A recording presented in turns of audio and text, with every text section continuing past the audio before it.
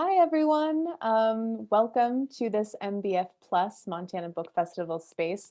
I'm going to maybe try to stall here for a few more seconds, couple minutes, well, not a couple minutes, a little bit here, just to see if anyone else shows up here. But yes, welcome into this MBF Plus space, the Montana Book Festival's virtual event space here on Zoom webinar. I'm gonna just start doing my little housekeeping spiel just because it tends to get long and we want to get into this conversation right away. So my name, first and foremost, I suppose, is Lauren Korn. I am the director of the Montana Book Festival. I'm so excited to host Anne MacKinnon and Sarah Bates tonight. But first, and as usual, I want to kind of talk through a few things. First, if you're interested in purchasing copies of Anne's book, Public Waters, I urge you to do so through our festival partner, Fact and Fiction Books. They've agreed to donate 10% of all festival titles purchased with them back to the festival. So you can go to factandfictionbooks.com, find Public Waters, and I'll certainly throw that link up in the chat here momentarily, and make sure to enter MBF at checkout so that we get that 10%. I also want to give a special thanks and shout out to our fiscal sponsor, Arts Missoula. They've been sponsoring us since 2015, and we, 100% could not do what we do without their help every year. So thank you, Arts Missoula. I don't know if Tom's on the call tonight, but he usually watches some shows. So, and then to our audience members, those of you watching at home, if you're interested in sponsoring the Montana Book Festival, or if you want to sponsor a month of MBF Plus events, you can email me directly at montanabookfestival@gmail.com. Additionally, it is the first day of our annual and Missoula's annual Missoula Gives. It's just a bunch of nonprofits in Missoula asking Missoula and the Bitterroot here in Montana to give back to their community and make sure that the nonprofits in the community can thrive and survive. So please feel free and please donate to the Montana Book Festival's Missoula Gives page. I'll throw that link in the chat as well. And then when it comes to this conversation tonight, please feel free to submit your questions for Anne and Sarah via the Q&A at the bottom of your screens. There's a Q&A and a chat. So if you can, relegate your questions to the Q&A, and any comments or just conversation, like I said, I'll be throwing some links in the chat. I'll do that in the chat so that we can kind of keep those two things separate. But yes, please do feel free to chat amongst yourselves while Anne and Sarah are chatting too. And with that, I am going to introduce Anne and Sarah, and I'll ask them to turn on their videos and their mics while I read their bios. First, Anne MacKinnon has a passion for translating natural resource management issues for general audiences. Having followed the coal industry from Kentucky to Wyoming as a journalist, she has made her home in Wyoming for 40 years. Part of a team that was a finalist for the Pulitzer Prize, she became editor-in-chief of the statewide Casper Star Tribune and later helped found and direct the online in-depth news site wyofile.com. Armed with a law degree and eventually a PhD in natural resource economics, she became increasingly interested in how societies in arid places manage a resource as vital and scarce as water. She has organized conferences on water issues, tracked the work of state and tribal boards governing water, served 8 years on the Wyoming Water Development Commission, and has been an adjunct professor at the University of Wyoming. She lives in Casper, Wyoming. Welcome, Anne. Thanks.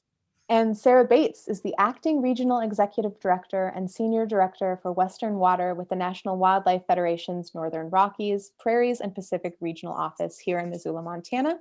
Sarah brings diverse experience from positions with nonprofits, consulting, and university research centers, and has published books, articles, and research reports, taught classes in public lands, water, and environmental law. She previously served as president of the Clark Fork Coalition's governing board and currently serves on the board of the Montana Watershed Coordination Council. And Sarah, thank you so much for being here. I'm excited for your conversation. It's a pleasure to be here. Thank you for having us. Yeah, thank you so much, Lauren. And hi, Anne. Hello. It's such a treat to be in conversation with you. And I want to thank the Montana Book Festival for bringing us together. It's been a little while. thanks for the introduction, Lauren. And again, thanks for everybody for showing up. It's a beautiful evening in Missoula, and I'm glad it's also being recorded because some people may have opted to go hiking. But I'm really happy to be sitting here with Anne. This is great. I've known Anne MacKinnon since, I guess, the early 2000s. And I've known her in many capacities. She's a talented journalist, a water scholar, a brilliant thinker, an interesting and fun person to know. And now I knew you, Anne, when you had a couple of titles after your name. You had a JD, and now you have a PhD. That's new since we worked together. But we met through the Ruckelshaus Institute at the University of Wyoming. And you were at that time an adjunct professor and a frequent participant in our meetings. And I was always impressed with what you brought to those conversations. You brought questions that sometimes went sideways with the political sensibilities of the people that were part of the conversation, and always thoughtful and well-informed and provocative. So I'm really pleased about this. And I'm happy that we have our reason for coming together is this wonderful new book, Public Waters. Thank you. I just got my hard copy this week, but I managed to read online, so that was good. But it's a wonderful book, and I'm excited about. I'm excited to talk with you about it, and I thought I maybe would just give a little heads up to the folks participating about how we figured that we might do this. So Anne and I'll have a couple of back and forth questions. I pulled a few things out of the book that I thought were especially interesting or potentially relevant to a Montana audience. I think we'll leave plenty of time for questions at the end, but it's also completely fine if you have a burning question or want to clarify something you heard to pop it into the Q&A as Lauren described, and I will be watching for that and bring that into the conversation too. But shall we begin, Anne? Are you ready? Sure. Yes, I think I should thank the festival again, and thank you, Sarah. I feel like I've known you longer than that because I used to watch you give talks at water conferences, and I've read your stuff for much longer than since 2000. So, but then we did get to actually know each other, which was very nice. So yes, let's start talking about this. It's a small place, the West, when you start dealing with water issues. You get to know everybody, yes, which is great. Yes. So, and I really did enjoy reading through the book, and I had a lot of, I learned a lot about history. You researched this really thoroughly. I'd say about a quarter of the book is really deeply annotated notes. And, a book like that is so impressive. And it tells such interesting stories, including some human stories and a lot of stories about place, and a lot of lessons that go well beyond Wyoming for sure. But to start with, I pulled out this one quote that just grabbed me, and I highlighted it when I read it. And you said, water connects people who might prefer not to know about each other. And that's not really the same thing as saying that water unites us, is it? But it does relate to interdependence.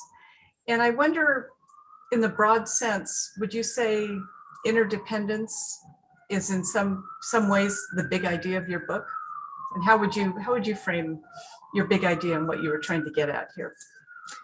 Yeah, I think that's right, that water is uniquely a resource that creates interdependence, and often among people who otherwise wouldn't and might not like to know each other.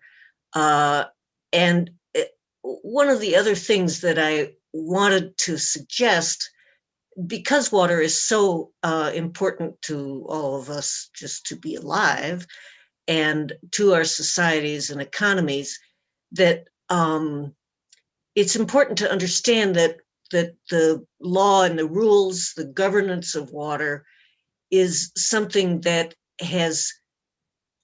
reflects what's going on in the society, not always immediately, sometimes slowly, but is therefore, it's not written in stone. People often think, oh, our water law is sacred and, it has never changed and will never and can never change. Whereas in fact, it necessarily has to change, and has in the example of Wyoming.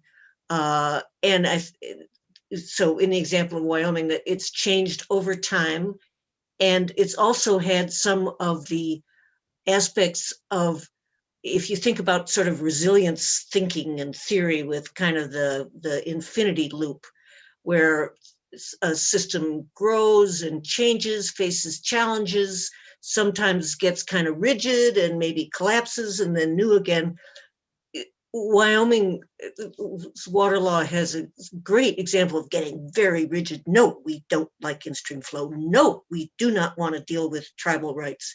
And then, so that was started about 50 years ago, and then it's changed again since then. So I think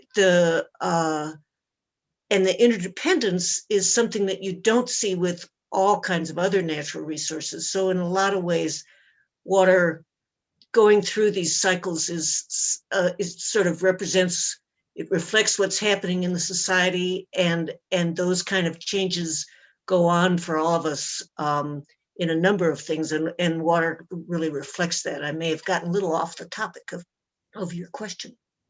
No, I don't think so. I think you tackled the big ideas, and how water connects, and how it kind of is a symbol of our relationship to the resources, and also how, I guess, in some ways, the laws and policies that we put into place to govern these shared resources, they reflect our social values, and social values change over time. Our needs change over time. The demands for water aren't the same now as they were, say, in 1855. Right. And so a law highlighting or emphasizing one use might be ignoring some other needs too. And that's the reason for the title of the book, which comes from this statement by this young engineer in his 20s who came to Wyoming and wrote, because he felt like he was sort of dealing with a blank slate compared to Colorado or California in 1889, and wrote the water law. And what he talked about was that the public water, I try to keep this quote here, the public waters should remain public property. To grant private perpetual rights is to sacrifice the welfare of future generations. And the reason for that idea is that if you then allocate everything to what seems to be the big need in 1889, and there's no further public role or consideration of the public welfare, then it's very hard to adapt to the changes that you're talking about. And in fact, if that had happened, and if that you would have to almost have a revolution type of conflict. And this book is really not about conflict. People love to say, oh, whiskey's for drinking, but water is for fighting. And it's a wonderful phrase. But really, it's much more about people going, oh, yeah, ooh, yeah, I guess we gotta, let's go here with this, because this place is not what we thought when we got here, and it's much harder to put the water to use in the way we imagined. And our towns are growing, or these people want water in the streams for fish. What do we do about that? So there's all this sort of changing over time, and of course there's arguments in the midst of it, but it's much more about people figuring out how to adapt to each other, and sometimes hitting the wall, but then finally getting around that and moving on with it. And I think you see that quite a bit right now with climate change and the other kinds of challenges that are coming to all of our water systems. Well, that's great. You titled the book Public Waters. And so I did want to ask about the notion of public ownership of a resource, because most people, when they think about water rights, I bet the average person who thinks about water rights, which isn't necessarily the average person, but the average Westerner who does know and think about water rights thinks about that as a really deeply held private property right. And I wonder if you could kind of help distinguish between the fact that this is a public resource, but we have this notion of private rights. How does that relate? Yeah, the the public resource part is because it is so important to all our welfare. And in 1900, the Wyoming Supreme Court said, you know, the welfare of the entire people is deeply concerned in a wise regulation of the use of the waters of the public streams. And the idea at the time, and this young engineer that came to Wyoming was you know, we need to help societies grow. This would be Western type, European-based settler type societies. We need to get this resource into private hands. But Mead was very conscious of, and he tried to put life into what shows up in a lot of the constitutions and the case law in Western states about how, well, the state owns the water, and the state is the representative of the public in that framework. And what he created was a structure that so that if you think about any resource, and water is a good example, there are a bunch of different kinds of rights. There's the right to get access to it and jump in. There's the right to actually withdraw it. There's the right to manage it, figure out, you know, things like dams and when and how it's going to be withdrawn and by whom. There's the right of exclusion. We're going to keep these people from using it, and we're going to let these people use it. And there's the right of alienation, it's called, to let this right go to somebody else. And in Wyoming, this is just an example of one rural society, but those latter rights, the exclusion and alienation, are totally controlled by the state. And management sort of has shifted back and forth in different eras and different locales between the users and into whose private hands this resource has been delivered, and the state, so that it really represents a sort of a community management with the state and the individuals, and all of them recognizing this importance of water allocation affecting the public welfare and this interdependency. So that, I mean, I was I came to, as Lauren mentioned, I came to Wyoming 40 years ago. I came from Chicago and Kentucky, and they were spending millions of dollars here fighting over the North Platte River with Nebraska. And I was like, you know, we would call that a creek where I come from. So what is this? What is this fight about? And I was very struck with how much people are like, we have private rights to this.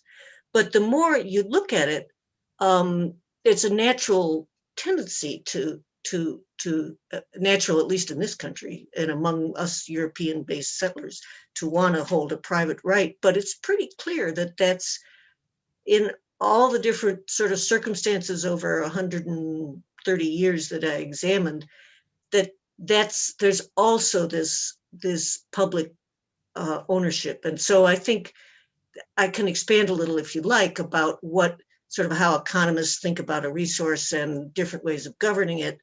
And this is true of grazing, forests, any kind of thing that's what they call a common pool resource, where where it's hard to keep people from using it, but if they do, it diminishes the resource. So there are all kinds of ways of governance, and what's developed here, I think, is true in a lot of places. I would suspect in Montana, I think in most of the West, but it's in some places it's kind of the backdrop, because you have these huge federal projects which have these big dams, and there you have, you know, people have contracts on the water that's stored, and that's a much different thing than having a right to the water flowing by. So I thought it was helpful to look at this sort of rural backdrop of how people think about water. And even though they talk about their private rights, there's inevitably, they can't avoid, this sense of interdependency and that the public welfare is involved. And that is an important thing to tap into now when we have such major challenges.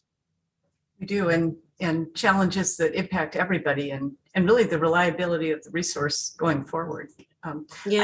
What I recall is one of the first things you learn in water law is the difference between owning the water and owning a right to use water. And that's, I always found that a useful distinction, that the public owns the water. The public continues to own the water, and that's true, not just in Wyoming, but in the other Western states as well, as you pointed out.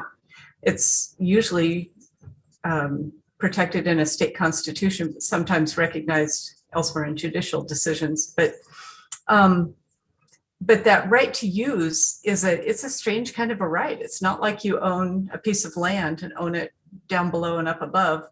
It's a right to do something with a public resource.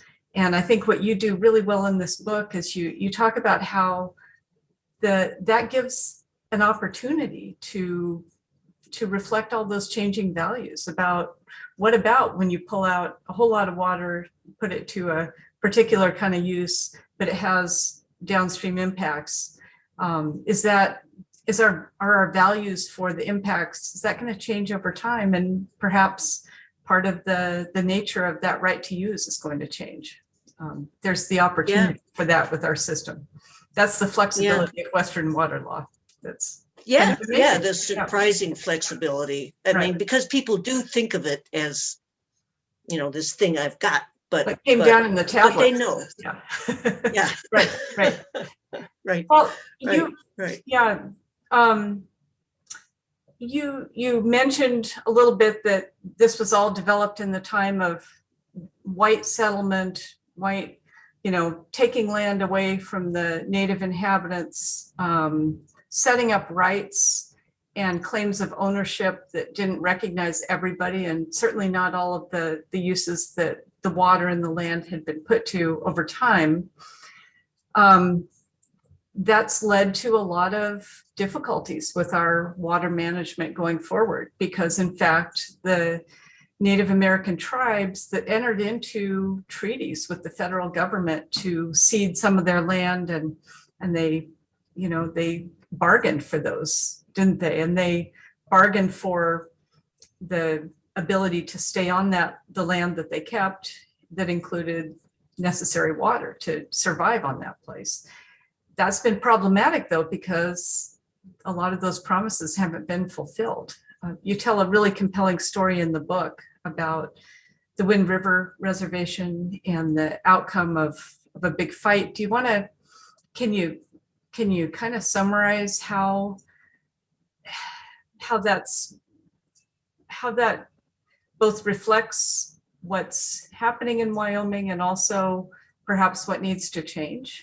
I guess how the fight over water rights in Wind River came down. Yeah. Enough to draw our viewers into wanting to read the full story in your book, of course. Well,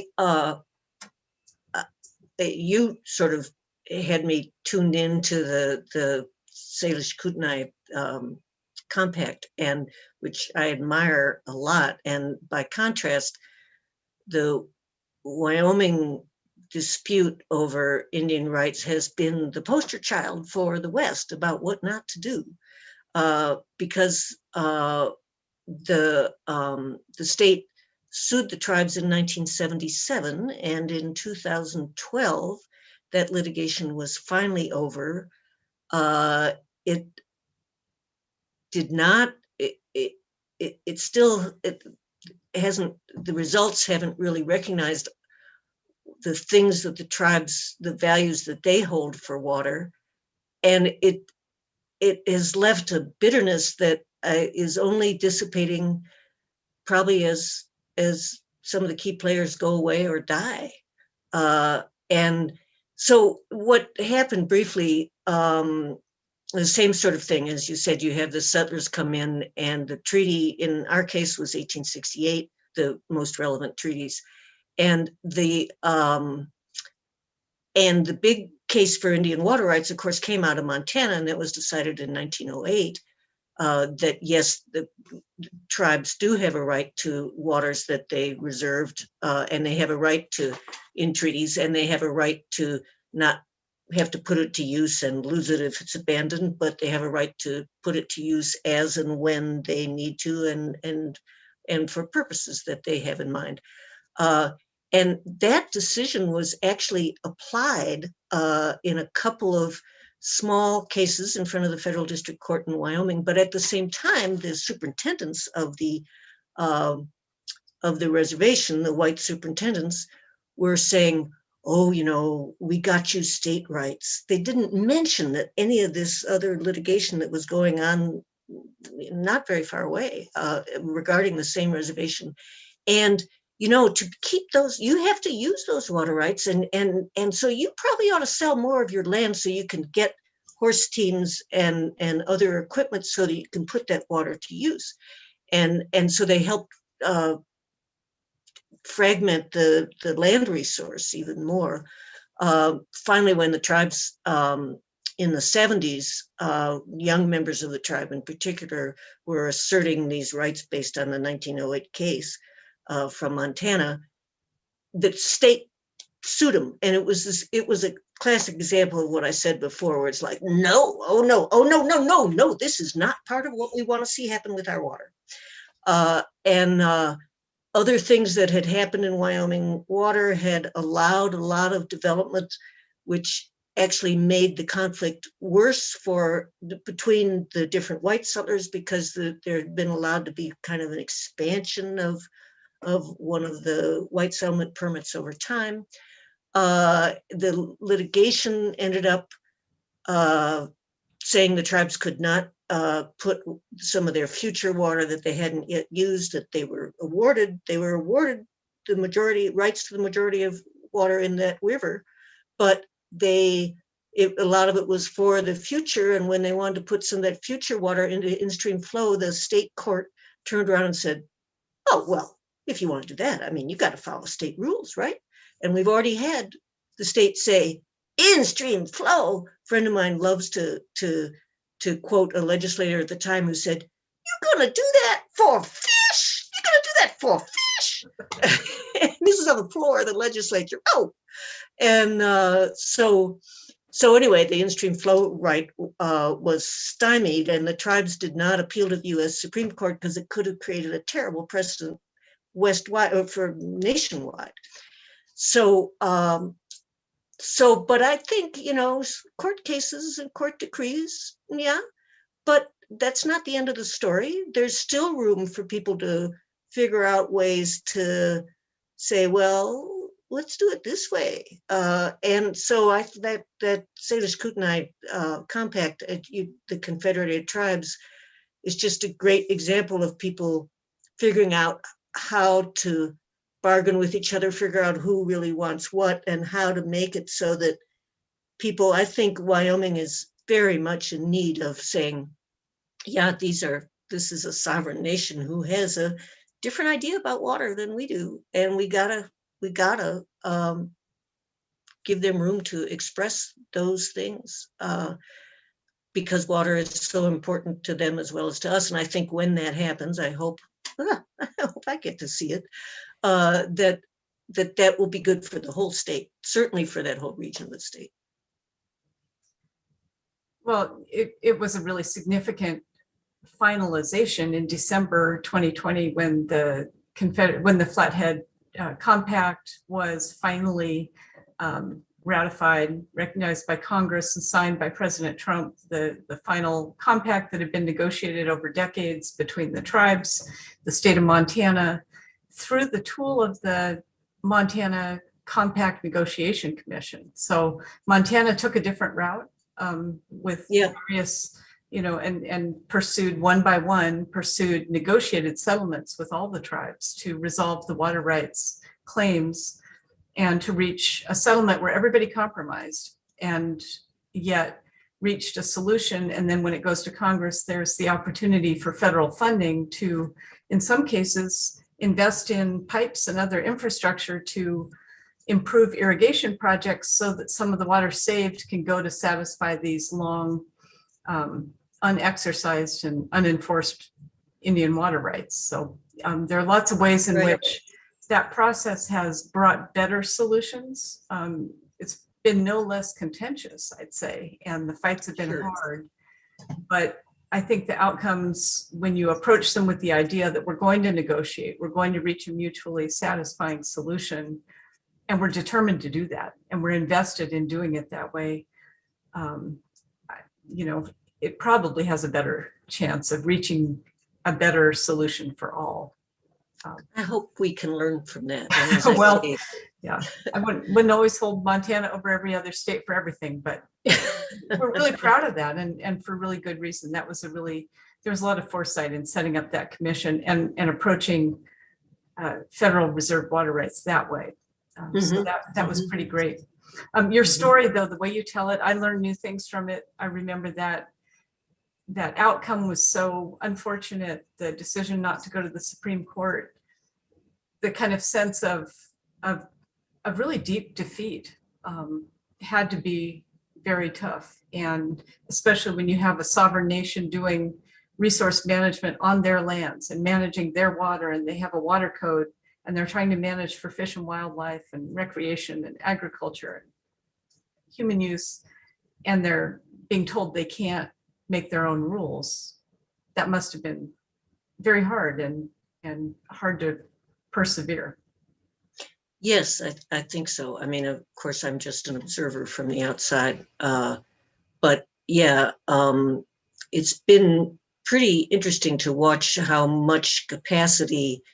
There are two tribes on this reservation, the Eastern Shoshone and Northern Arapaho, how much capacity they've built in the Tribal Water Engineer's office. And they run the gamut of managing irrigation ditches to figuring out new projects to rehab to thinking about changes in establishment of water rights. So there's sort of several different agencies that I see at the state level combined, and they have been able to get some federal money, but there's a lot left to be done.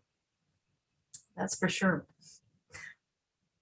One of the experiences that we shared, Anne, back in probably around 2007, 2006 maybe, was a gathering of people interested in water and climate change in Wyoming.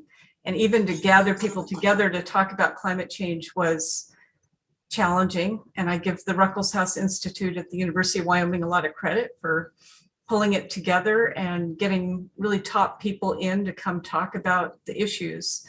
And I remember how effectively the state climatologists presented the reality of what was being observed and then projected ahead, and didn't talk about the causes and didn't talk about who's to blame, but just said, this is what we're seeing and this is what we're projecting, and these are the implications for water.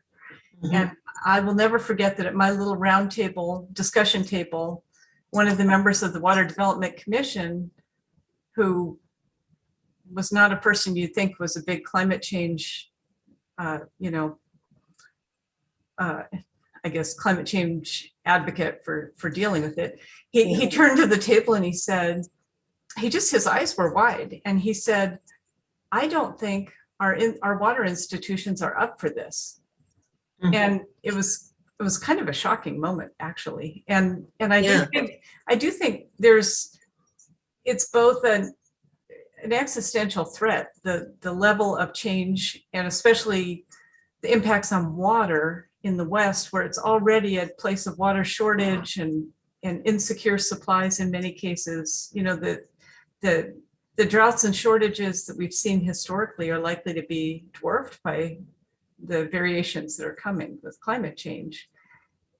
Is it, I guess, asking you, do you think it is in some ways an opportunity for this system to flex and change and do things differently? And are you starting to see that happen? Yeah, I do think it's an opportunity for really the same kind of thing we were just talking about with the tribes. I mean, there needs to be a determination to deal with it and to include everyone in it, whether they have a water right or not.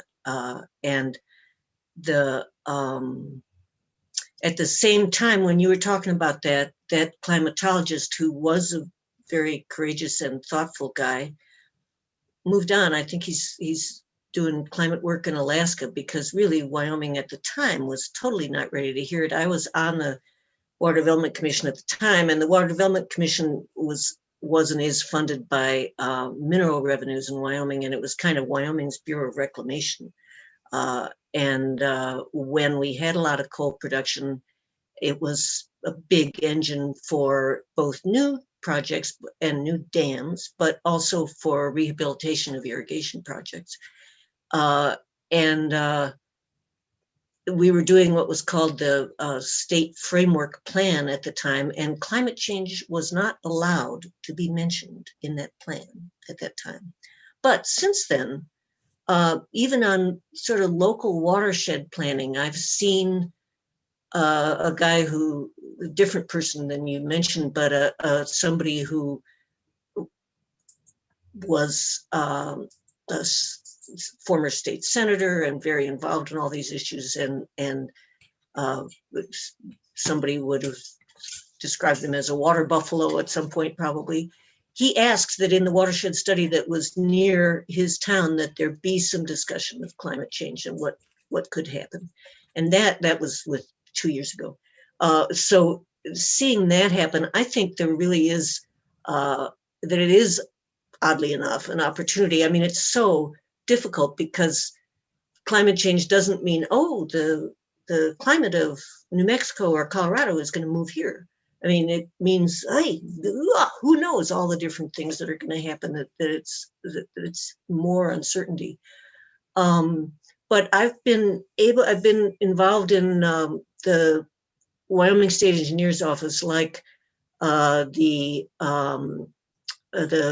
water managers in the other upper basin states on the Colorado River have been involved in trying to think through, well, maybe we're going to come to a moment on the Colorado where there could be a curtailment, meaning that there might have to be use of less water in the upper basin states to allow enough water to go down that is required under the compact. And the compact dates from 1922, so things have changed since then. And so and some other people at the university, we've just been sort of managing the outreach for the state engineer's office and trying to get them to speak in English so people can hear what they're talking about. And it's very interesting. I would say, it's sort of both things. Not enough people have really come to those meetings, but the sort of significant people who are the water leaders in their areas have come. And they are trying to sort through it and figure out what climate change might mean for them. There's some significant glaciers in Wyoming, in the Wind River Range, that affect the flows in the Colorado, and also affect the timing of flows, just late season flows for irrigators down below the mountains. And they're sorting through a lot of things about what would make sense for them, but it's an ongoing discussion. So I think there's real hope that that will, and people are, I think, again, not just thinking about who holds the water right. Those are the only people that get to be here. No, it's more, yeah, but the flood irrigation we do supports all this riparian stuff and the wildlife that we all care about. What do we do about that? So it's a pretty interesting discussion. Then, whether we can all do it fast enough, just as we have not done enough fast enough to actually slow down climate change, whether we can do enough to adapt is, a big open question. And what we need to do to adapt, I don't know, but we all got to consult each other to try to figure that out. But I think there is possibilities for that to happen, and it is an opportunity. Great. And it really does depend on finding and making use of this flexibility. And yeah, we interestingly, that relates to a question that came up, and I'm so happy that we have John Thorson in our audience, who could be a lead speaker here. He's yes, a neighbor of ours here. He's lives in Plains, Montana, retired water judge, administrative law judge, and big thinker on Western water, and a special expert on negotiated settlements with tribes. So, John, I'm happy that you're here. We could unmute you to ask, or I can also just read the question that you shared. So why don't I start with that? And if you're willing to come on, we can also engage with you directly. But John asks, he says, the flexibility you see in the system, is this the result of judges, creative attorneys, motivated nonprofit groups, entrepreneurs, law and custom meeting scientific and economic realities? What has been the primary force for change, Anne? I think it's been sort of the law and customs and realities. I mean, for me, it's one of the things that Elwood Mead was really proud of is you don't have to have a lawyer to come before these people, and we don't have judges making these decisions. We have these guys, and as it happened, they've always been guys, practical men, one in charge of each of four large watersheds for the state, and then in their own area, they're then the superintendent of that area. They come to meet to hear disputes or to hear proposals to move a head gate or to abandon a water right or to establish a water right. But in their own areas, they also are, yeah, well, those guys over there, I don't need to regulate that. And they seem to have come to some sort of agreement on that creek. So unless they call me, I'm not coming. And so there've been a lot of sort of local adjustments to local conditions, and it's the border control. These guys in interaction with the water users, who have been the most. I mean, some of the biggest change. Excuse me. One of the biggest changes has been the Wyoming used to have a no transfer rule, and I discuss in the book how that came about. But it was the kind of thing that Elwood Mead had in mind. And then 60 years later, a transfer statute was enacted, but it was not the legislature's initiative. The Border Control had figured out over their 60 years, using various exceptions that were in the original 1909 statute, how to make that work and how to consider all that interdependence and still allow some transfer. And they did that in very close interaction with the water users who wanted to transfer or who did not want to see a transfer, and they considered all that. So that's what I think is the most interesting, is that it's not so much, this Wyoming Supreme Court ended up being, to my mind, sort of a disaster, because they made abandonment a taboo, because they thought about water a lot more like land than the water superintendents and the users did, I think. And so then you lose the ability to have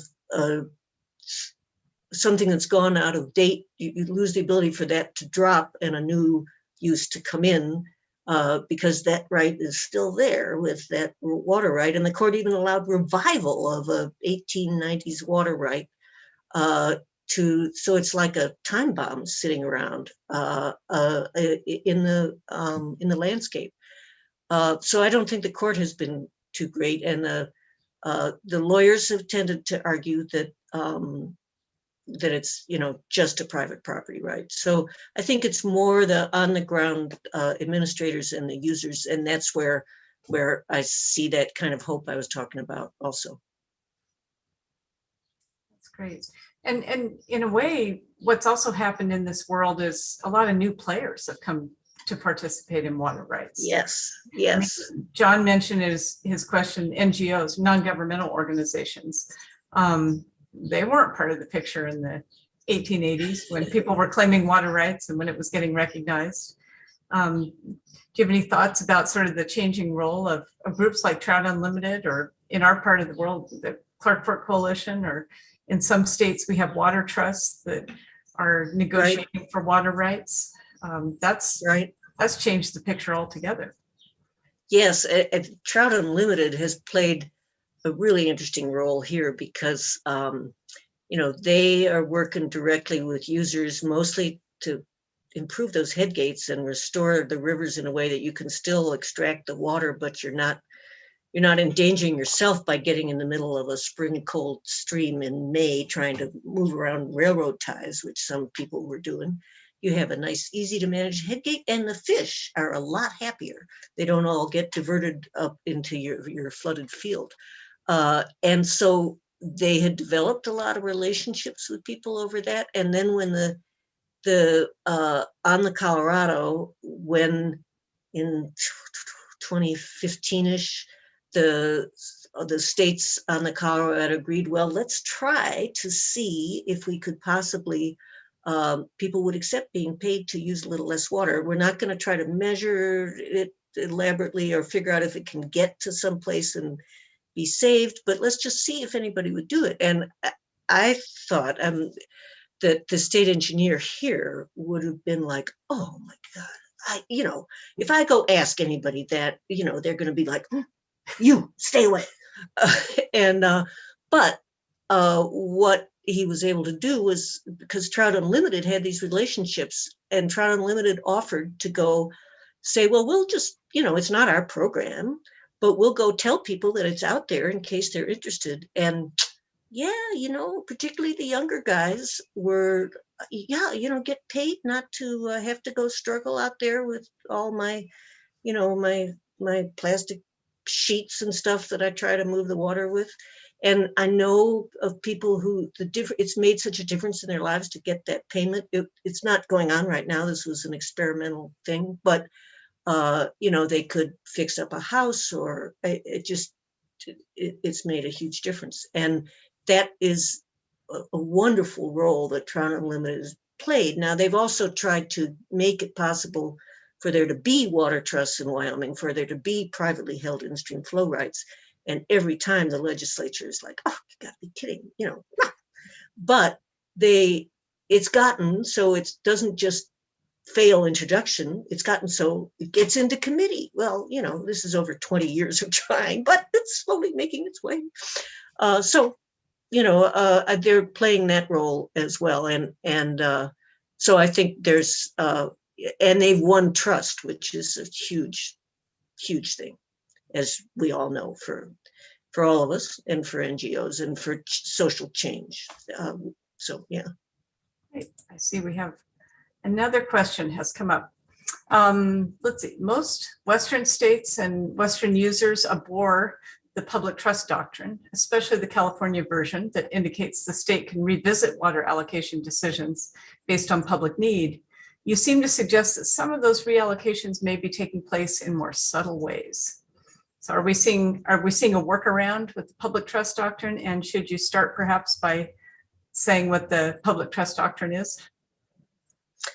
That person probably did a better recitation than I. I mean, there was a classic case, maybe you, Sarah, who have taught these things, can do a better job describing a public trust doctrine. But the idea is that, and it comes from a railroad case in Chicago, and then in California, that there's an underlying trust that the state holds and can revisit major questions of allocation. And that happened with a lake that had been dried up in California. And Wyoming certainly is a place that would, again, to the words public trust, but this Constitution says you can, that an appropriation will not be denied except if in the public interest. I don't have the language right in my head, but something like that. And so there definitely is, and the state engineers actually did that once. Somebody was going to put a dam in a canyon that was the only way to get to the Bighorn Basin, 1/4 of the state. And that particular dam, there is one, but it's not in the canyon. And that particular dam was denied because it would have shut off access. And in fact, a railroad was built and a highway through there later. So let's see. I do feel that, particularly again, on this idea that it's what's coming from the users. I mean, the Wyoming did pass a very limited in-stream flow law, but it was because of fishermen on its own streams who really cared about it. It was not due to, the Sierra Club. Maybe there were some local Sierra Club members, and there was a local organization, the Outdoor Council, which was started by the guy that also started High Country News. They were involved in it, trying to get in-stream flow. But what's happening now is you see towns saying, oh, it'd be great to have that creek that goes through town, to have it be kind of alive during the summer, because water pollution issues, water quality issues, and B, because people, tourism. And then you see individual ranchers who are interested in restoring their streams for their own reasons, and sometimes because they're going to host fishermen, but often just because they care about it. And so that seeps through. You don't see it statutorily yet, and you don't quite see it in Board of Control decisions, but I think you do see it in neighborhood adjustments. And I think there's going to be room for, and you clearly see it, as I said, in things like the discussions on big issues on like the Colorado River and aridification and climate change. Well, if we dry up that field and get paid for it, it's going to be terrible for this riparian area that we all care about, as well as the return flows that feed somebody else's irrigation. But they're talking about the riparian areas too, and how do we assess that? And we don't have enough information on it. So people are starting to press for, let's see if we have a better understanding of how this works ecologically, so we understand what we're doing to ourselves if we make changes to accommodate other demands downstream and demands that are increasing because of climate change, or at least their impact is increasing, I should say. Great. I don't see any other questions here. We can wait a second, but I have another question for you. I guess it's sort of in the phrasing of a wrap-up question, but Anne, I wonder, with the years that you've been watching, reporting on, involved in water in Wyoming and well beyond Wyoming, the West, when you wrote this, did the research for this and wrote the book, did your mind change did you have a great big aha of any sort, or did you find a new reason to think differently about water and how we're viewing and working with it as a result of your work on this?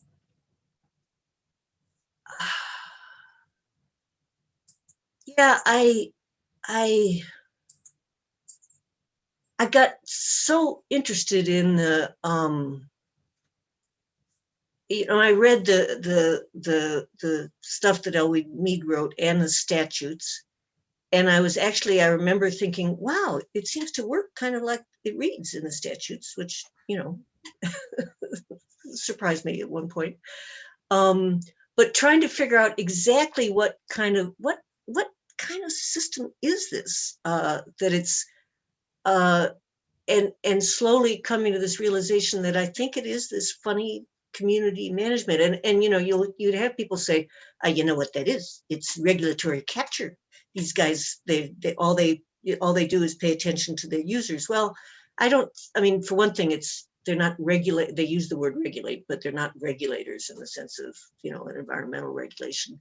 And it's much more this sort of, not symbiotic, but this relationship that's kind of, that they work on the thing with each other. And I found that really fascinating. And I think you see it, and the fact that people are doing things that, sharing water in reverse order of priorities or something like that, as long as they all agree. And that sort of gives you a sense that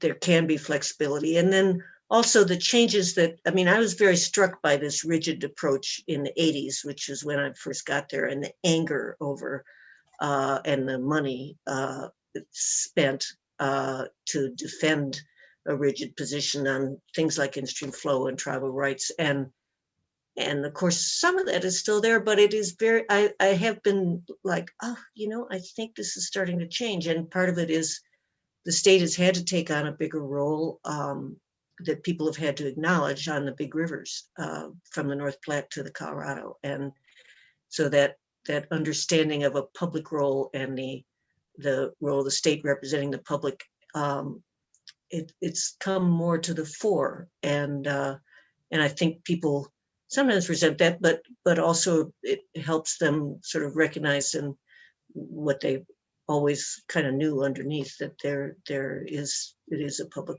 resource. They are public waters. Your focus is largely on the state management of water, the state regulation of water rights or recognition of water rights and protecting them.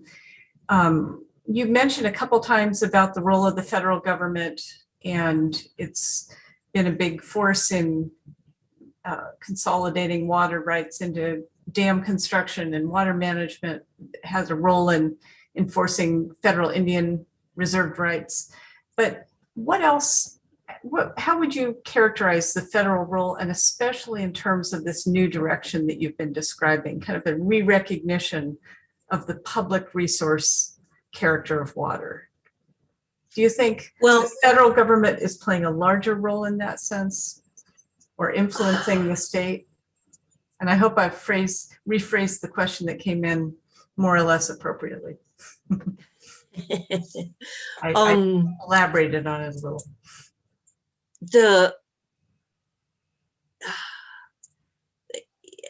I think the federal government has played a quite interesting and appropriate role in the sense of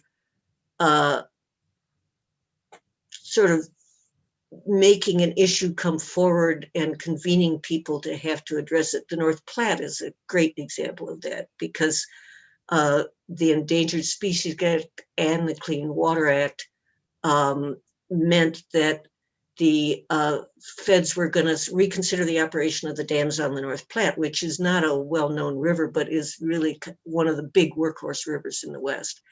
And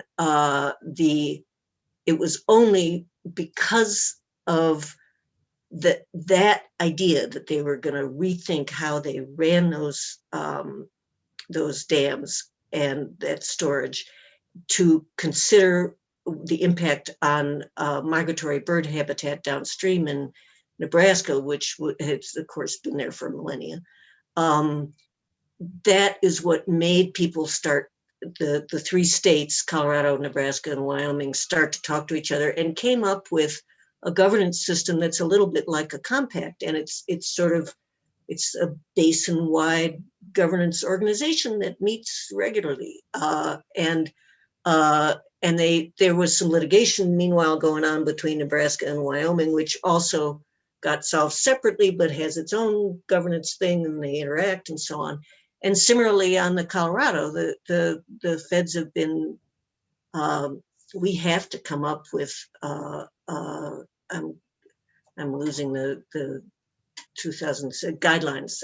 We have to come up with new operational guidelines. And now 2026 is the deadline they're all working towards for new guidelines on how these are going to be run, in the face of, this has been a more than 20-year, people used to call it a drought, but maybe that's not the right word for it, on the river.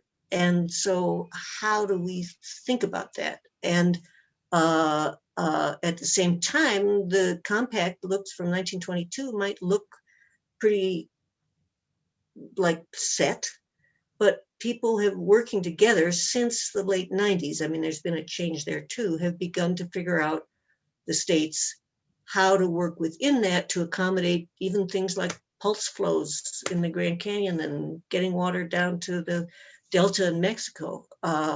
So I think the feds have played an important convening role. And I was interested to see that even under the last administration, the compact we were just discussing of the Salish Kootenai was approved, and the feds gave money to it. It's sort of the role of the feds you might describe as recognizing and facilitating that theme of interdependence on a much larger scale. Yes, thank you. That's an excellent way to say it.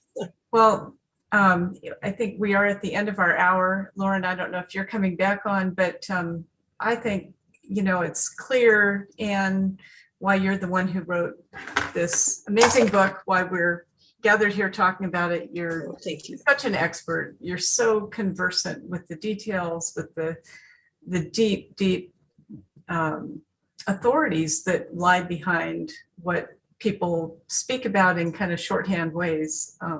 And thank you. You're very good at translating some really complex topics out for people who aren't dealing with this every day. So thank you for coming and sharing that. Thank you, Sarah. It's been such a pleasure to talk to you again and to talk about this subject that we both love and that others find interesting, I hope.